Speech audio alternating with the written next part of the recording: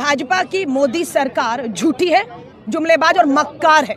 झूठ बोल रही है कि कांग्रेस और इंडिया अलायंस महिला आरक्षण का विरोध कर रहे हैं। ये सरासर झूठ है। हम मांग करते हैं कि महिला आरक्षण कानून को आज लागू करो और अभी लागू करो। ये हमारी मांग है। हमारी मांग है कि आप ओबीसी बहनों को वंचित नहीं रख सकते हैं। आप ओबीसी बहनों को भी इस आरक्षण में बराबर का अधिकार और आरक्षण दीजिए। ये हमारी मांग है। देखिए, जिस तरीके से महिला आरक्षण बिल आने जा रहा है, इसके विरोध में कांग्रेस पार्टी, महिला कांग्रेस प्रदर्शन कर रही है। जिस तरीके से ओबीसी महिलाओं को इसमें जगह नहीं दी गई है, उनकी मांग को लेकर दिल्ली के जंतर मंतर पर आज ये कांग्रेस का विरोध प्रदर्शन जम के नारेबाजी की जा रही है। ओबीसी महिला विरोधी भाजपा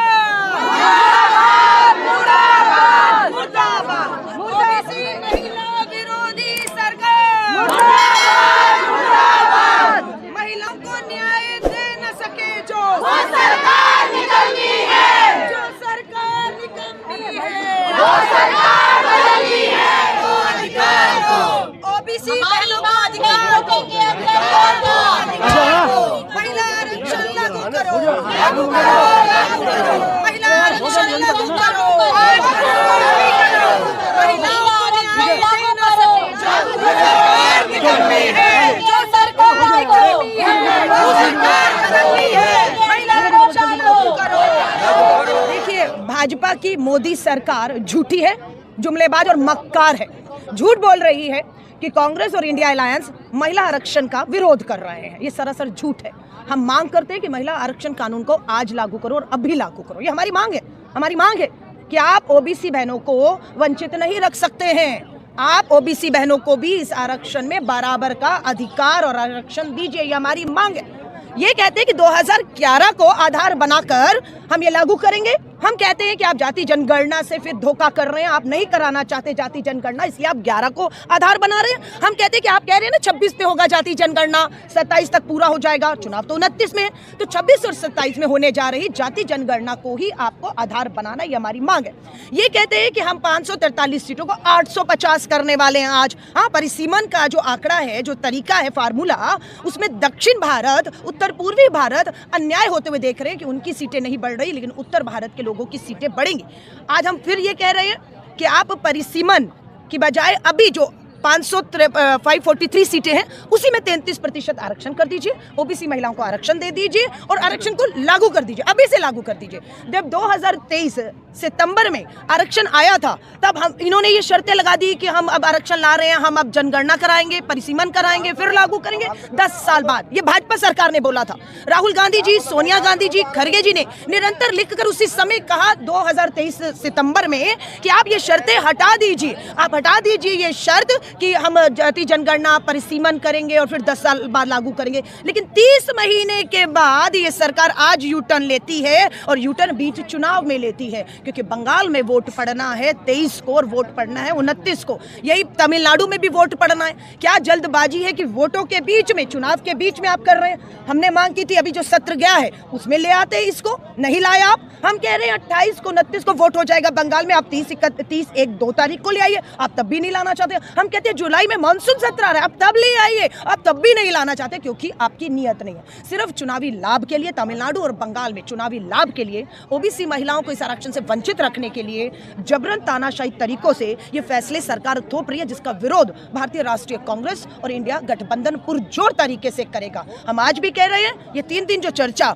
आपने बुलाई, सर्वदलीय बैठक नहीं हुई, लोकतंत्र में चर्चा नहीं हुई, कोई प्रस्ताव 36 घंटे पहले, सरकार का प्रस्ताव हमारे पास सिर्फ 36 घंटे पहले आता है, और बिल्कुल कोई सर्वदलीय बैठक सरकार ने नहीं बुलाई। लेकिन इंडिया गठबंधन के नेताओं की कल खड़गे जी के घर में बैठक हुई और साफ तय हो गया कि जो परिसीमन और डिमिलिटेशन को जो लेकर आ रही है, उसका हम पूरा विरोध करेंगे। और आज फिर मांग को दोहरा रही हूँ, महिला आरक्षण 543 सीटों में 33% आरक्षण करके आज अभी लागू करो। दूसरी मांग हमारी है, ओबीसी महिलाओं को आरक्षण दो, लेकिन ये अपना जो है राजनीतिक जो खेल खेल रहे हैं, झूठी मक्कार सरकार को बेनकाब करने के लिए आज हमारा ओबीसी के हमारे जो चेयरमैन है अनिल जैन जी, जो ओबीसी की महिलाओं को भी आज प्रतिनिधित्व कर रहे हैं, उनके आरक्षण के बिना हम एक कदम भी आगे, उन्हें भी अधिकार देना होगा, नहीं बढ़ेंगे। हमारी एससी बहनों को इसमें जगह मिली हुई है। राजीव गांधी जी ने जब 1991 में वो हमारे बीच से चले गए, पर उनका सपना था 92 में हम कानून लेकर आए, पंचायती राज 73-74 अमेंडमेंट के बाद, और 92 के बाद 93 अगले ही साल लागू कर दिया। 15 लाख बहनें आज हमारी स्थानीय निकायों में चुनकर आई हुई हैं। आप धोखा कर कर रहे हैं। 14 में सरकार को पूर्ण बहुमत मिला, मोदी सरकार को 14 में, चाहते तो 14 में ही ये लागू हो चुका होता और 10 साल पहले ही महिलाएं विधानसभा लोकसभा में पहुंच चुकी होती। आपने वंचित रखा, आज भी आप ही वंचित रख रहे हैं, लेकिन हम आपको बेनकाब करेंगे और हम इस आरक्षण को ओबीसी महिलाओं को जो है अधिकार देकर रहे हैं।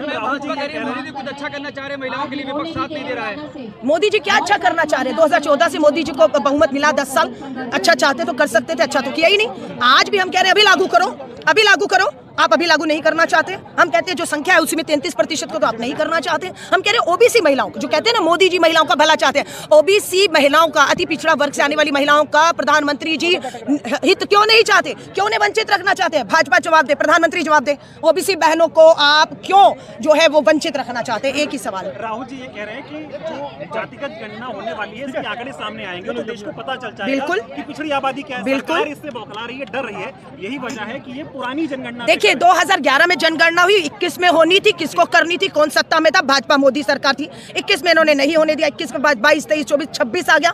हम कहते रहे जनगणना करो और जातिगत जनगणना करो। पहले तो इन्होंने 16 साल इस जनगणना को देर किया, फिर जाति जनगणना की मांग को नहीं मानकर देर किया। अंत में इनको दोनों मांगों के सामने, राहुल गांधी जी की मांगों, कांग्रेस की मांग के सामने झुकना पड़ा कि हाँ अब जनगणना भी होगी और जातिगत जनगणना भी होगी। अब आप जब कह रहे हैं कि जनगणना होगी और जातिगत जनगणना होगी और 26 में ही होगी और लागू तो 29 में करना है, तो इसी आधार पर इसी को उसी के बेस बनाकर क्यों नहीं करना चाहते? नियत साफ है। 11 को इसलिए आधार बनाया जा रहा है क्योंकि ये सरकार कभी भी संघ आरएसएस जातिगत जनगणना नहीं चाहता, ना होने देगा। राहुल जी कह रहे हैं सरकार महिला आरक्षण के नाम पर जो करने जा रही है, कहीं ना कहीं ये देशद्रोह है। नहीं, कौन करने जा रही है? सरकार महिला आरक्षण के नाम पे चाहे सीटों का बढ़ाना हो, चाहे परिसीमन हो, ये देशद्रोह। बिल्कुल, देश को बांटने की कोशिश है।